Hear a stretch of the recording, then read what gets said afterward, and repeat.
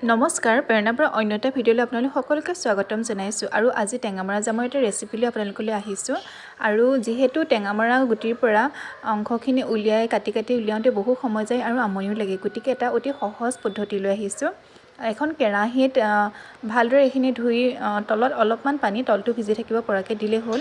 আৰু এইখিনি ভালকৈ উতলাই ল'ম আপোনালোকে হেণ্ড ব্লেণ্ডাৰ নাইবা এখন হেতা দিও এইখিনি লৰাই থাকিব পাৰে ইয়াৰ পৰা যিখিনি ফেন ওলাই সেইখিনি আপোনালোকে কাহি পেলাই দিব আৰু এইদৰে কণ্টিনিউ লো আৰু মিডিয়াম দুইটা ফ্লেমতে আপোনালোকে এইখিনি 10 মিনিটমান মানে টেঙামৰা গুটিখিনি এক্সট্ৰা হোৱালৈকে আপোনালোকে লৰাই থাকিব আৰু এইখিনি প্ৰায় হৈ গৈছে এতিয়া এইখিনি এখন চেকনি বা চালনীৰ সহায়ত চেকি ল'ব লাগিব আৰু এইখিনি এখন চালনীৰ সহায়ত চেকি লৈছোঁ আৰু ইয়াৰ যোনখিনি ওপৰৰ অংশ আছে সেইখিনি এতিয়া পেলাই নিদিওঁ ইয়াৰ পৰা আৰু ওলাব গতিকে এইখিনি আৰু অকণমান পানী দি আকৌ এবাৰ উতলাই ল'ম আৰু এইখিনি কিমান ধুনীয়াকৈ ওলাইছে দেখিছেনে আৰু মই একো কালাৰ ইয়াত এড কৰা নাই এইখিনি টেঙামৰাৰ নেচাৰেল কালাৰেই অলপমান পানী দি এইখিনি আকৌ আগৰ প্ৰচেছ দৰে অলপ সময় উতলাই ল'ম আৰু কেৰাহীখন উঠাই মই গেছৰ চুইচটো এতিয়া অন কৰা নাই পাছতহে কৰিম আৰু এটা কাপৰ সহায়ত এইখিনি জোখ কৰি মই দিম কাৰণ তেতিয়া পাছত চেনিটো এড কৰিবলৈ মোৰ সুবিধা হ'ব আৰু মোৰ এই কাপটোৱে প্ৰায় 4 কাপ টেঙামৰাৰ ৰস ওলাইছিলে আৰু সেইমতে মই ইয়াত প্ৰায় 3 কাপ চেনি এড কৰিম এইটো কাপৰ জোখেৰে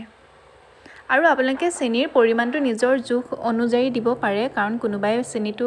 মিঠাটো বেছি ভাল পায় বা কোনোবাই কম ভাল পায় আপোনালোকে সেইটো অনুপাতে দিলেও হ'ব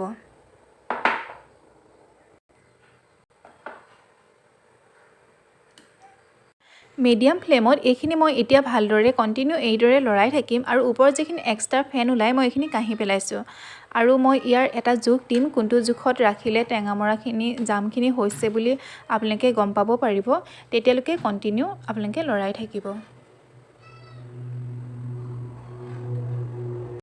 আৰু জামখিনি হৈছে নাই এইটো চোৱাৰ পদ্ধতিটো মই আপোনালোকক কৈ দিছোঁ এখন প্লেট ল'ব আৰু ইয়াৰ কেইটোপালমান ৰস দিব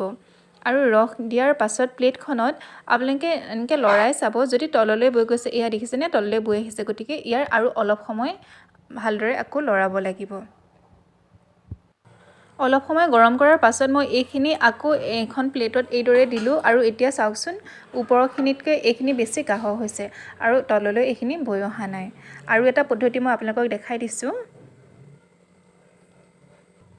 আনটো পদ্ধতি হৈছে এটা বাটিত অকণমান পানী ল'ব আৰু ওপৰৰ পৰা কেইটোপালমান ইয়াত এড কৰিব আৰু যদিহে পানীখিনিৰ লগত ই মিক্সাৰ হৈ যোৱা নাই আৰু তলতে ৰৈ গৈছে এইদৰে তেতিয়াহ'লে এইখিনি হৈ গৈছে যিহেতু এইখিনি হৈ গৈছে এতিয়া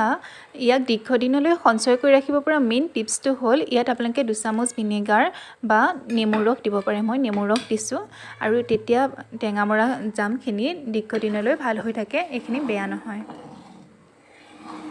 আৰু কেৰাহীৰ পৰা এতিয়া মই এটা পাত্ৰত এইখিনি উলিয়াই ল'ম আৰু আপোনালোকে চাব যাতে যিটো পাত্ৰত ৰখা হয় বা যিকেইটা টেমা ৰখা হয় সেইকেইটা শুকান হয় আৰু